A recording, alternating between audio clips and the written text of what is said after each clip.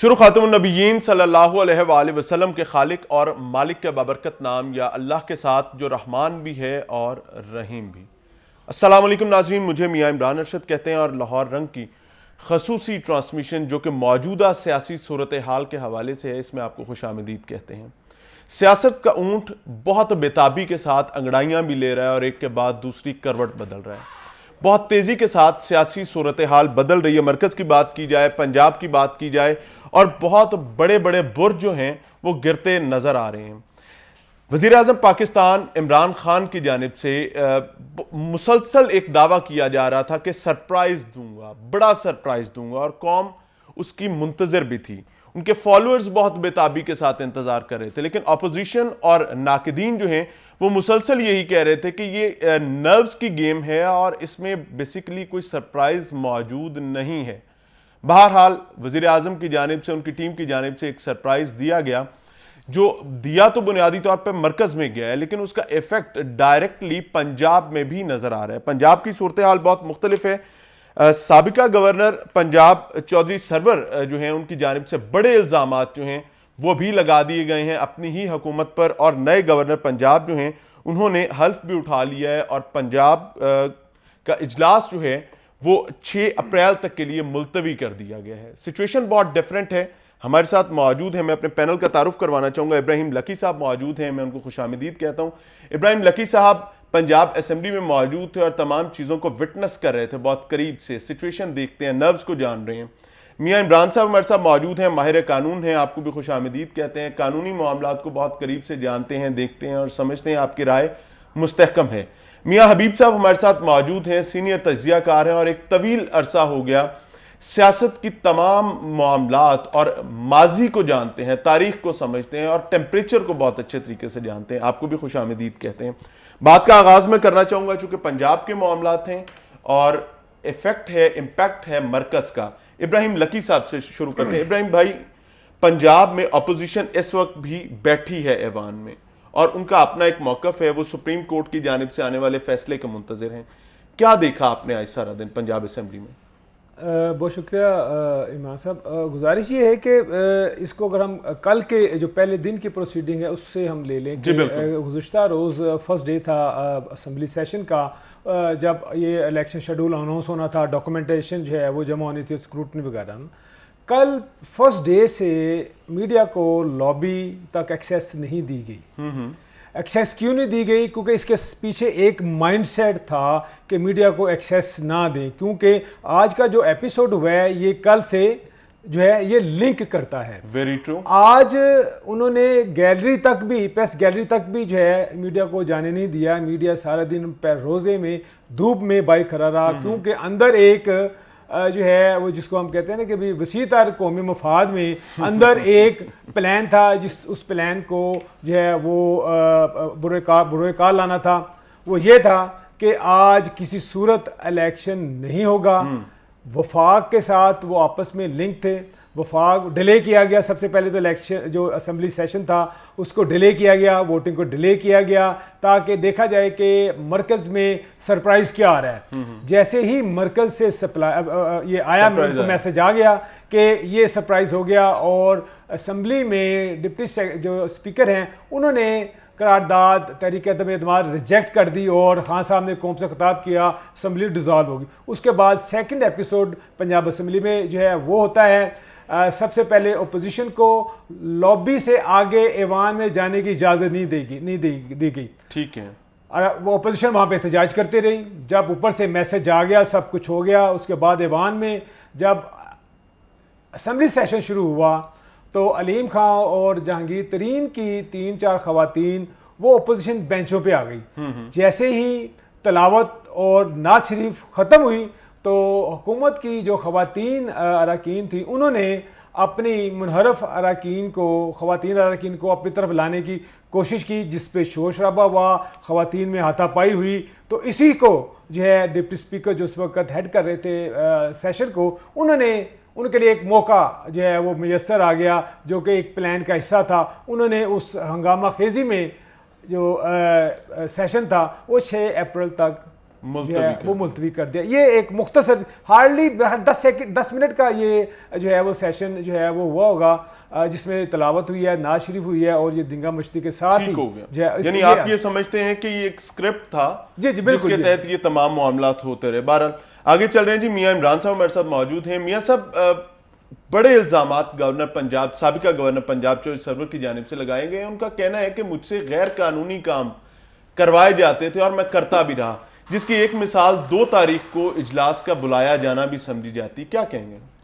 देखिए, जहाँ तक बात है चौधरी सरवर साहब की, तो चौधरी सरवर साहब से मेरी मुलाकात हुई थी 14 नवंबर को।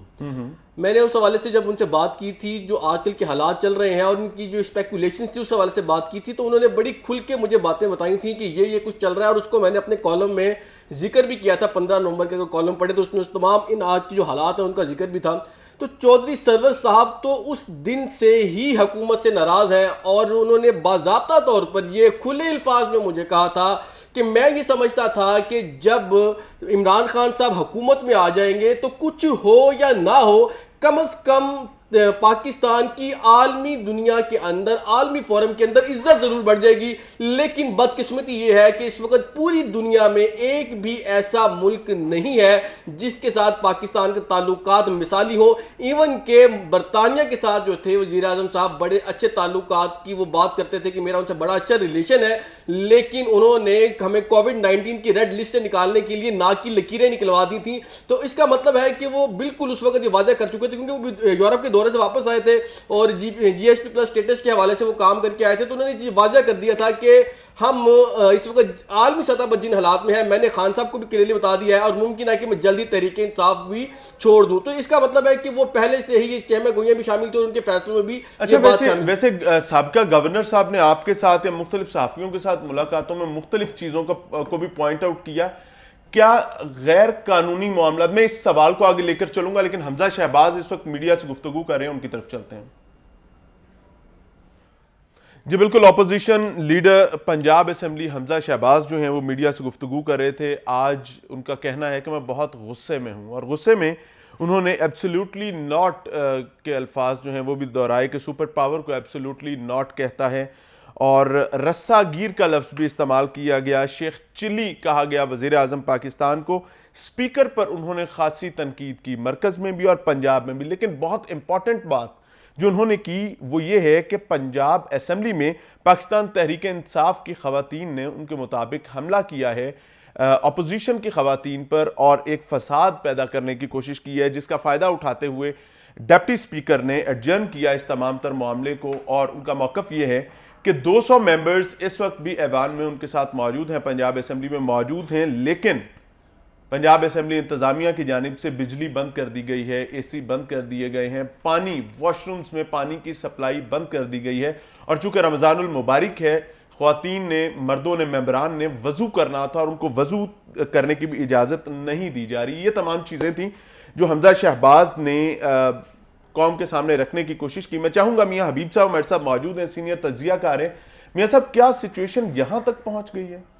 जी बिस्मिल्लाहिर्रहमानिर्रहीम।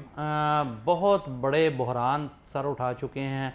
ना सिर्फ सियासी बहरान है, अब आइनी बहरान भी पैदा हो चुका है, इंतज़ामी बहरान भी पैदा हो चुका है, और मुझे आगे चल के जो है ना, अगर सूरत हाल इसी तरह रही तो बहुत बड़ा माशी बहरान भी पैदा होने का ख़दशा है। लिहाजा ये आम हालात नहीं रहे। पाकिस्तान के सियासतदानों के पास इस वक्त 2 रास्ते हैं, या तो मौजूदा सूरत हाल में कंप्रोमाइज़ करके अगले इलेक्शन की तरफ जाया जाए, या फिर ये हालात यहाँ नहीं रहेंगे या मार्शला की तरफ जाया जाए। ये 2 चीज़ें अब सिलेक्शन जो है वो सियासतदानों ने करनी है कि वो हालात को मज़ीद ख़राब करके मार्शला की तरफ जाना चाहते हैं या नए इलेक्शन की तरफ जाना चाहते हैं। सुप्रीम कोर्ट ने उस पर बहुत कैटेगोरिकली बात भी कर दी कि तमाम इदारे जो हैं वो अपनी अपने डोमेन में काम करें और सिचुएशन से कोई फ़ायदा उठाने की कोशिश। फ़ायदा इस तरह नहीं उठाया जाता, फ़ायदा हालात मजबूर कर देते हैं, नागज़ीर हो जाते हैं, फ़ायदा उठाने के लिए किसी की हो सकता है। मैं ये शक और शुबा नहीं करता किसी की नीयत पर कि ये किस तरह को जा रहे हैं। मैं सियासी तज्जिया कर रहा हूँ कि ये हालात इस तरफ को जा रहे हैं। ये देखो ना, अभी तक गेम सियासतदानों के हाथ में है। यही सियासतदान थे, ये कह रहे थे जी कि हम अर्ली इलेक्शन करवाना चाहते हैं, और अगर ये सूरत हाल पैदा हो गई है तो इनको अभी भी चाहिए कि ये बैठ के कोई रास्ता निकालें और जो है नए इलेक्शन की तरफ जाएं। देखिए ज़्यादा से ज़्यादा यही था ना कि जी इंटरम सेटअप जो है वो अब दोनों की मर्जी से बन जाता, और आइन के मुताबिक भी ये है कि अभी भी वो 3 दिन या 8 दिन तक वज़ीर आज़म हैं इमरान खान, उनको जो है वो निगरान सेटअप बनाना पड़ेगा। और निगरान सेटअप का जो तरीकाकार आइन में मौजूद है उसमें लाजमी तौर पर अपोजिशन लीडर की मशावरत शामिल है, उसके बगैर निगरान वज़ीर आज़म नहीं बन सकता। और उसका ये दोनों मशावरत करके नाम देंगे और जो है वो नोटिफिकेशन प्रेसिडेंट की तरफ से होगा, उसकी जो है मंजूरी प्रेसिडेंट ने देनी है। लेकिन अगर उस सूरत में भी नहीं होता तो फिर इनको जो है पार्लिमानी एक कमेटी बनानी पड़ेगी। अगर वो भी नहीं बनती, चूंकि इस वक्त असम्बली मौजूद नहीं है, तो फिर मेरा ख्याल इलेक्शन कमीशन के पास जाना पड़ेगा। बहरहाल ये सारे ही आईनी बहरान है। और उसमें भी देखें कि जो इस वक्त सबसे बड़ा मसला जो ये अदालत में चले गए और सारे मामला अदालत में चले गए, अब ये देखना पड़ेगा कि क्या डिप्टी स्पीकर ने जो रूलिंग दी है, कहा जा रहा है कि जी वो कहीं भी चैलेंज नहीं हो सकती, और अगर इस पर कोई अदालत फैसला देती है, ये चैलेंज हो गई है या हो जाती है, अभी तो सो मोटो नोटिस है, तो अगर ये चैलेंज हो गई है और इस पर कोई फैसला आ जाता है तो फिर कल को असेंबली बिजनेस नहीं चलेगा। जिसके खिलाफ रूलिंग आएगी वो जो है वो अदालत में चला जाया करेगा। और इसके अगर ये भी हो जाता है, ये भी कोई मसला नहीं, फिर उसके बाद जो अगला एक्ट हो गया है कि वजीर आजम ने असेंबली डिसॉल्व कर दी है। क्या एक तो अगर इजलास एक दफ़ा कौमी असम्बली का या सूबाई असम्बली का मुलतवी कर दिया जाए तो फिर उसके बाद नया इजलास बुलाना पड़ता है। दुनिया की कोई ताकत वो इजलास जो है वो बहाल नहीं कर सकती। तो लिहाजा फिर 14 दिन के लिए अगर ये सारा कुछ हो भी जाता है, असम्बली भी बहाल हो जाती है, फिर 14 दिन के लिए जो है नई रिक्विजिशन देनी पड़ेगी, फिर उसमें 14 दिन के अंदर इजलास बुलाना पड़ेगा, फिर 8 दिन के अंदर उसकी वोटिंग कराना पड़ेगी। तो ये मेरा नहीं ख्याल कि ये कोई सीधी उंगली से घी निकल आएगा या इतनी आसानी से होगा। अपोजिशन को हालात को मद्देनजर रखते हुए ठीक हो गया, एक बड़ा आईनी बहरान जो है वो सामने नजर आ रहा है। हमारे पैनलिस्ट हमारे साथ मौजूद हैं, मिलते हैं ब्रेक के बाद।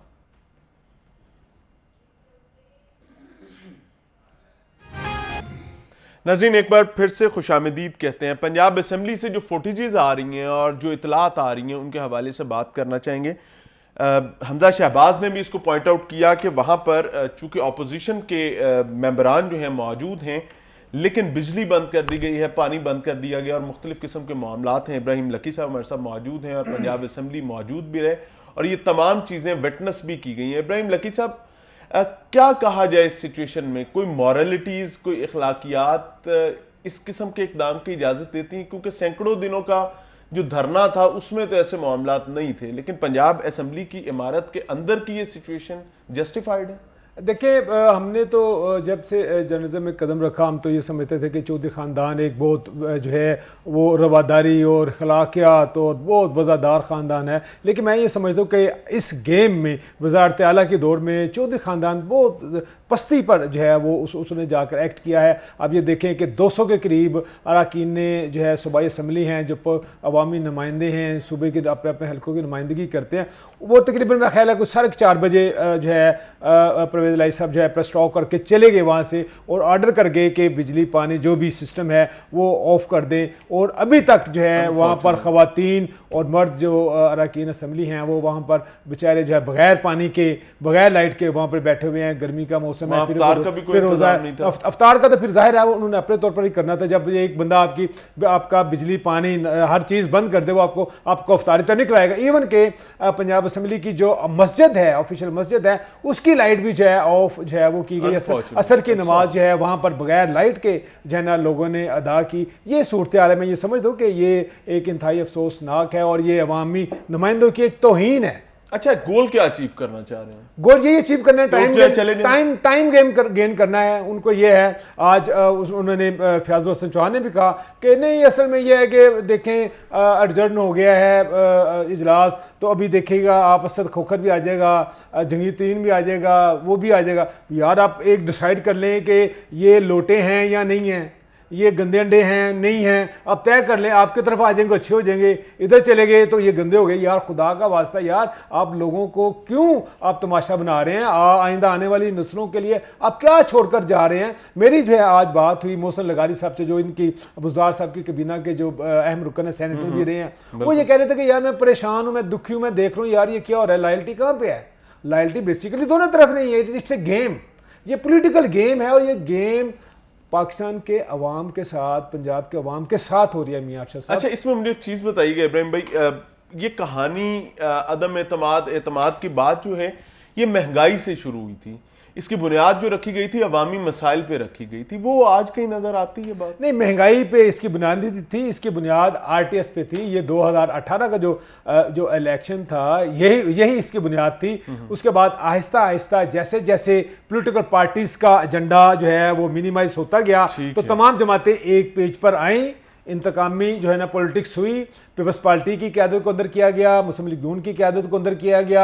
उसके बाद दोनों जमातों के जो अदालतों के फैसले हैं वो हमारे सामने हैं, बरतानिया का एनसीए का फैसला भी हमारे सामने है। देखिए भी कोई भी मैं चाहूंगा मियां इमरान साहब को भी साथ दिया जाए। मियां साहब रहनुमाई फरमाइएगा, कोई मॉरल ग्राउंड गेन की जा सकती थी गवर्नमेंट की जानिब से, स्पीकर साहब की जानिब से, जैसे इब्राहिम साहब बता रहे हैं, ये एक समझ नहीं आती कि हम क्या साबित क्या करना चाहते, कोई मॉरल ग्राउंड पॉसिबल थी?